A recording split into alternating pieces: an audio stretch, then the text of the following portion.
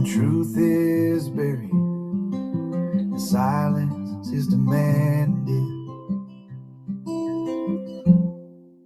We stand at our freedom's edge. And this is our freedom's edge. We say we love truth in this country. We carve it into stone. We print it in mottos. We weave it into pledges. But truth? Seriously? The truth terrifies us. We don't fear lies, though. We've learned to live with those. We've learned to benefit from them. We've learned to decorate them. We fear, though, what truth might demand of us. Because truth doesn't politely knock. It doesn't RSVP. It doesn't wait for the right time. It doesn't care about convenience. Truth kicks in the door and exposes the mess we swore we had cleaned up decades ago. This episode isn't about politics. Not really. This is more about pathology. It's about a nation that built its identity on an illusion of innocence and now can't face its own reflection.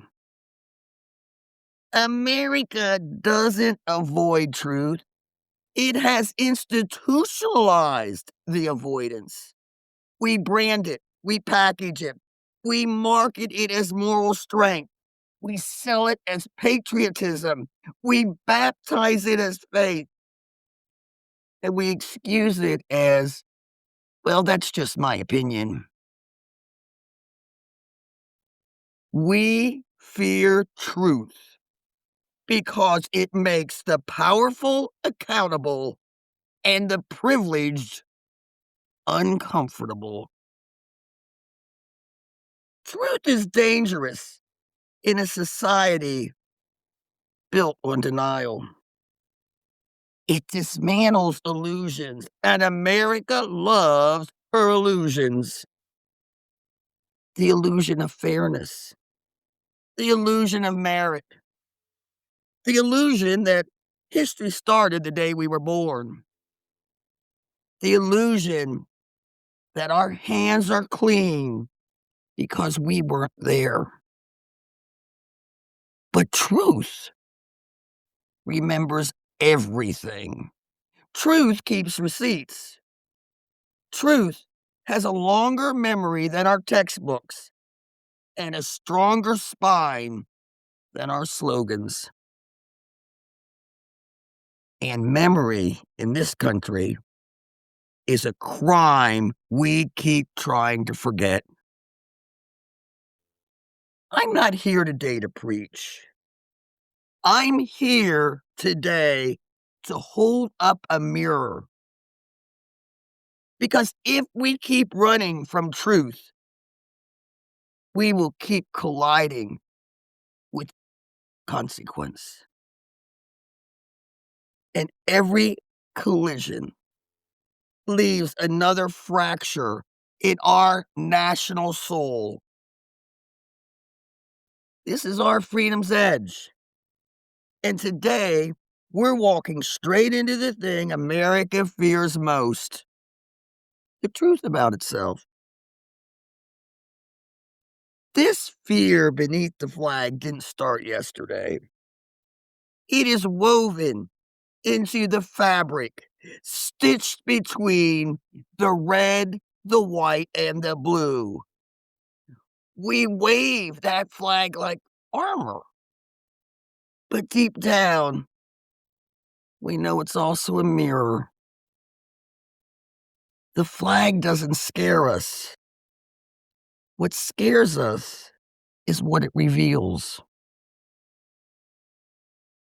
That the freedom we brag about has never been equally shared, that the justice we celebrate has never been equally distributed, that the land of the free was built by people who were not free on land that was taken through violence that was renamed destiny.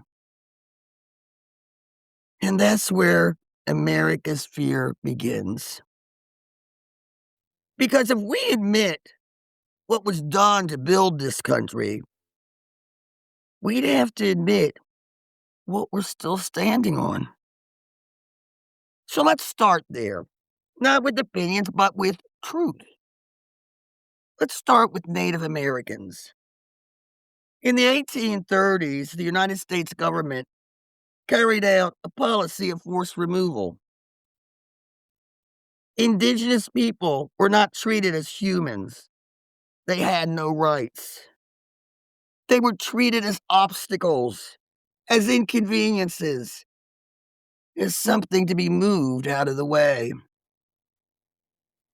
In 1838, thousands of Cherokee people were forced from their ancestral lands and marched over 1,000 miles west. Families walked in cold and hunger. Children collapsed. Elders died. People sickened from exposure, disease, and starvation. They called it Indian removal. History calls it the Trail of Tears. This wasn't war. This was policy. Signed by a president, enforced by the U.S. Army, justified by a national story that indigenous lives were standing in the way of progress. And here's a truth America doesn't like to sit with. We built this country on land taken through violence and ethnic cleansing, and then told ourselves a noble story, enough for us to forget the bodies. We fear that truth because if we admit what was done, we'd have to admit what we benefited from. We'd have to admit the foundation itself is cracked.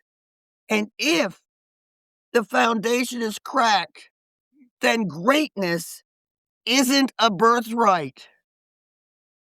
It's a responsibility. And responsibilities are uncomfortable. Let's consider another truth we bury.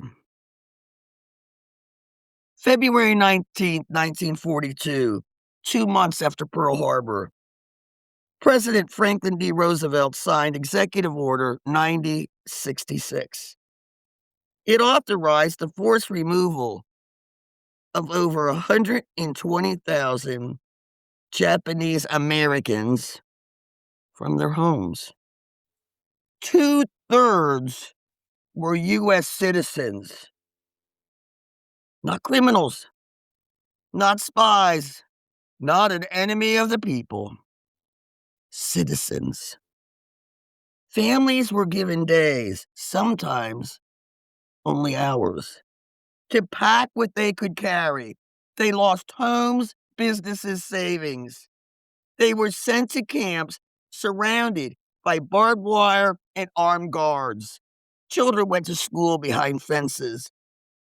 Parents tried to create normalcy in cramped barracks. And this continued for years. Not because they had committed a crime, but because of their ancestry. And when it was over, the apology did not come until decades later. Many Americans still don't know this happened because we did not teach it. We were too busy protecting the myth. The freedom always wins clearly, that America only hurts people over there, not at home, that rights are permanent and safe. But rights are not permanent. They are protected or they are taken. And the truth is, they've been taken before. Let's talk about Tulsa, Oklahoma. In 1921, Tulsa was home to Greenwood, a thriving black community known as Black Wall Street.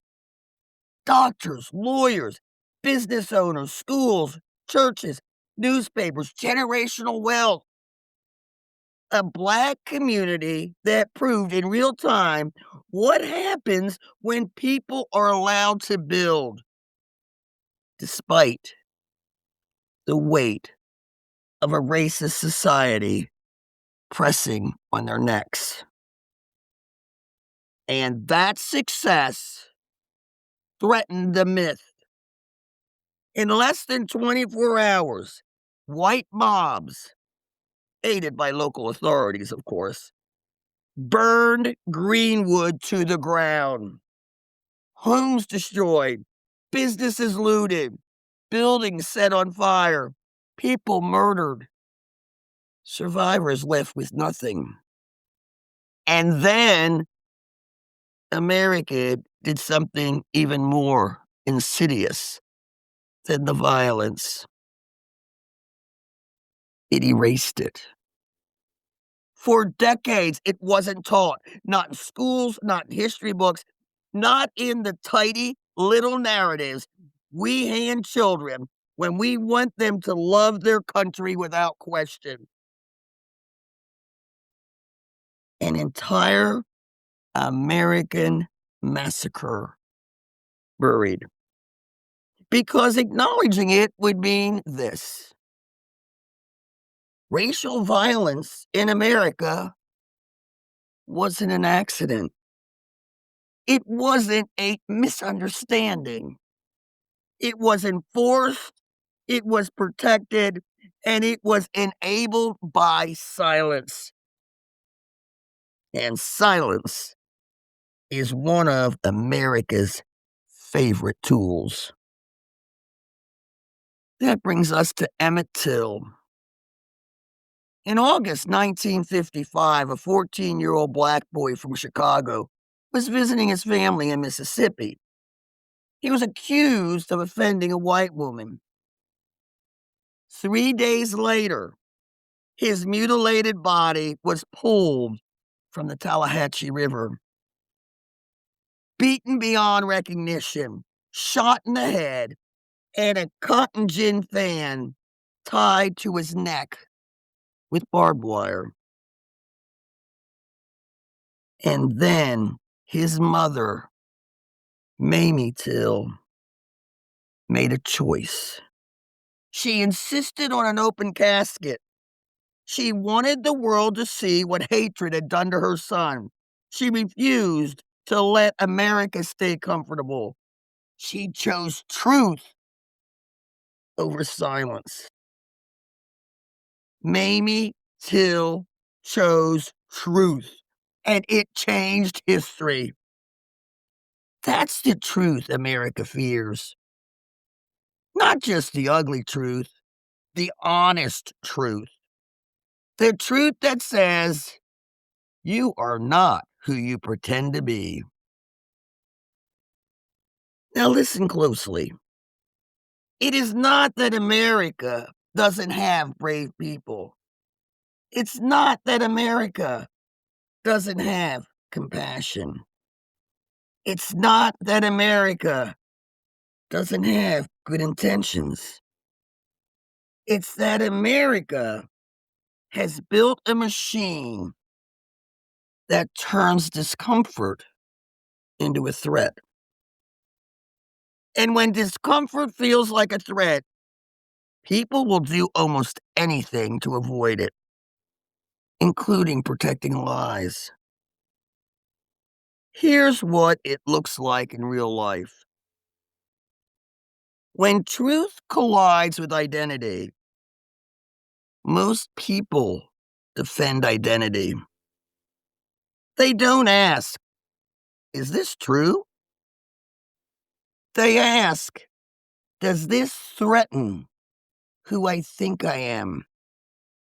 And when the answer is yes, they don't debate facts. They attack the truth teller.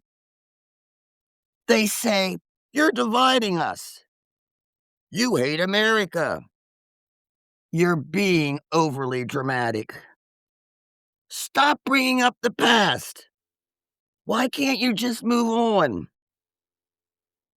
Because move on is what you say when you benefit from the silence. It's engineered. America doesn't just ignore truth, it manages it. Through school boards, through curriculum, through media, through pulpits, through talking heads who sell fear for a living, through politicians who weaponize outrage, so you never have time to think. Because thinking changes things, and truth changes people. This is why we bastardize truth for our children. Let me talk about children and textbooks. In 2015, a mother in Texas noticed something a little odd in her son's textbook. The book referred to enslaved Africans as workers and described their forced migration as immigration. Workers? Immigration? As if millions of people chose to be kidnapped, chained in the hulls of ships, and sold as livestock. This wasn't an accident. This was approved by the Texas State Board of Education, one of the largest textbook markets in America. And what Texas approves, the rest of the country often adopts. This is how we engineer denial. We don't silence truth, we just rebrand it. Do you hear what that is? That is not education. It is training. It is indoctrination. Training a child to read about horror and feel nothing. Training a citizen to accept injustice as normal. Training a nation to call cruelty heritage and call honesty controversy. We don't always burn books. We don't have to. Sometimes we just rewrite them until a child can read a whole chapter and never once meet the truth. And then we act shocked when adults can't handle reality. America fears truth because truth disrupts the story. And America runs on story. Story is powerful. Story binds people together. Story gives life meaning. But there's one small danger there. A story can also be a lie. And a nation addicted to a lie will punish anyone who tells the truth. And that punishment always is not going to jail. Sometimes it looks like ridicule. Sometimes it looks like threats. Sometimes it looks like legislation.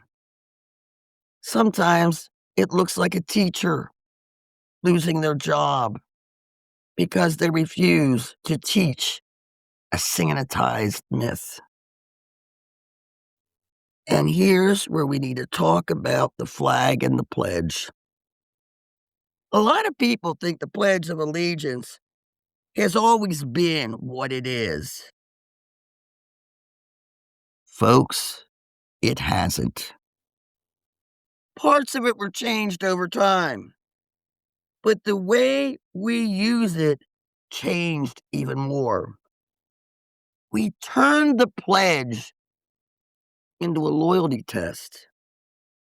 We taught children to recite it before they could understand it.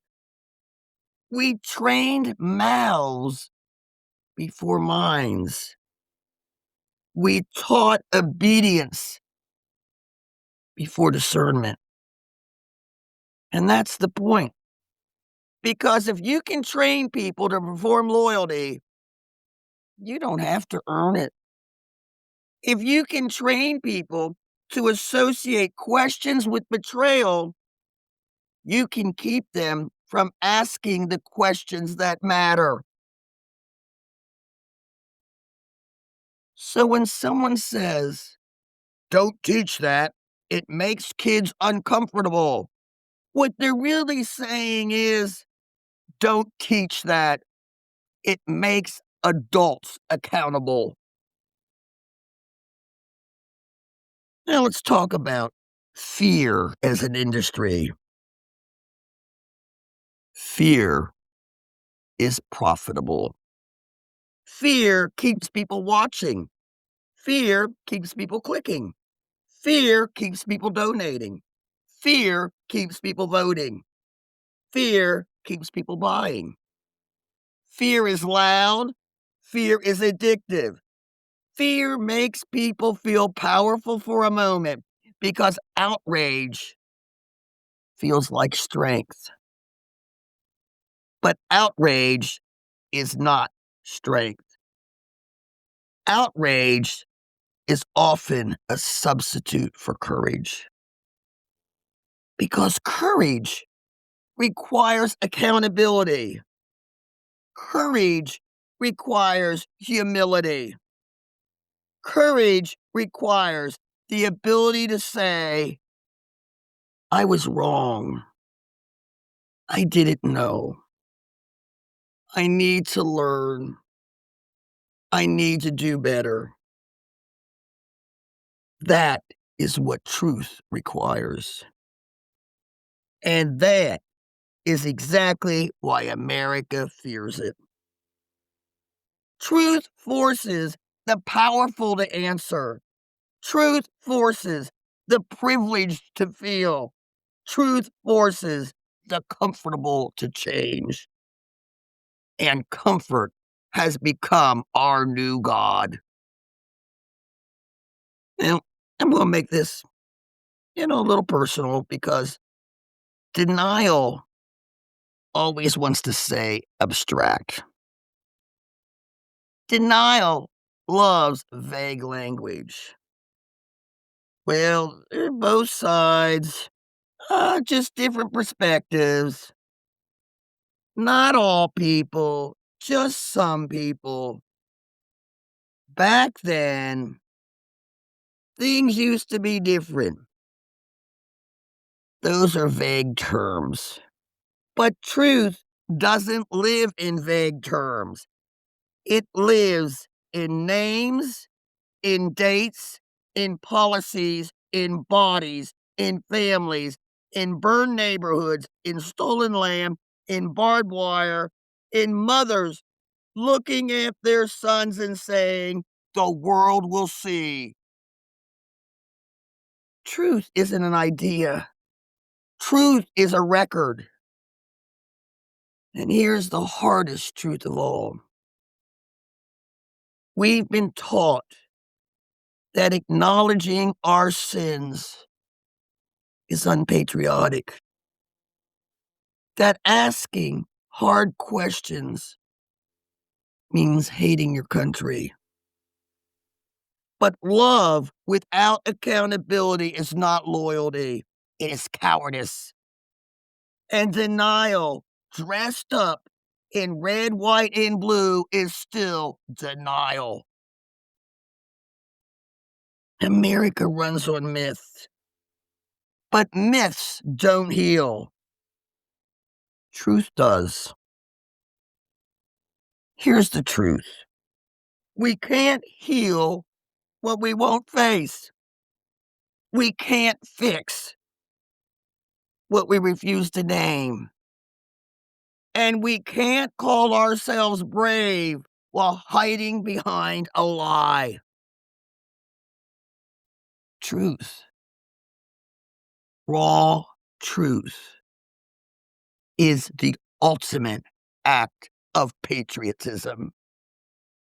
Because loving your country means wanting it to live up to its own promises.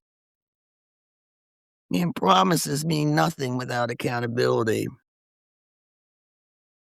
We've been trained to see truth as an attack.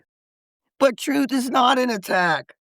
Truth is a rescue mission. It drags us out of denial and reminds us who we were meant to be. So before we close, here's a challenge. This week, choose one truth, just one truth, that you were taught about America that you never seriously examined, looked at, questioned. Just one. Just one. Something you absorbed without question. Something that just felt settled. Something that made you feel proud, safe, or innocent. Now do one thing with that. Verify it. Not through opinion, not through social media, not through people who already agree with you. Go to primary sources. Go to history. Go to voices that were there, especially the voices that were silenced. Read what was written. Look at what was done. Pay attention to who benefited and who paid the price. And as you do this, notice what happens inside you. Not defensiveness, not outrage, responsibility. Because truth isn't about guilt, it's about clarity. And clarity changes how you vote, how you teach, how you speak, how you stay silent, how you decide what kind of country you're actually loyal to. You don't have to announce it, don't have to perform it, don't have to argue with anyone. You don't need to talk to anyone about it. Just don't look away. Because a nation doesn't collapse from being attacked. It collapses from refusing to see itself. This is our freedom's edge, where courage meets conscience. Stay awake, stay vigilant, stay loud, stay free, and stay on the edge with me. When truth is buried, the silence is demanded. We stand at our freedom's edge.